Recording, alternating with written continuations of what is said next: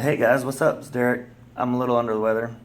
I'm in Tuscan Gardens in the middle of the night. Not really in the middle of the night. It's like what, 6:30? Almost 7. Yeah, 6:50. Almost 7. What we had here was a bowed wall.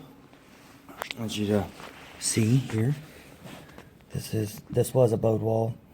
I want to show you how I fixed it. What I did is I took all this apart. Took the piece of the shims the other guy stuck in it. You can see where the baseboard was, right here.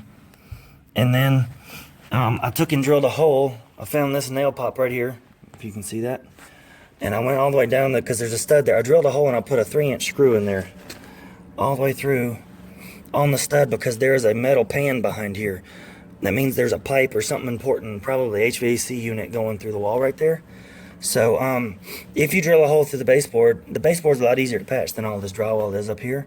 So just wanted to let y'all know that's how I do it.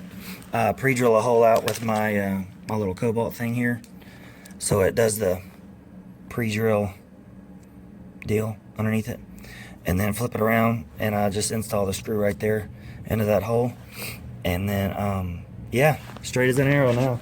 The bow was right here, and so one screw is all it took to fix it. So now we just gotta go re-nail this back up and then caulk it, paint it, touch it up, and then roll out. Thanks for watching.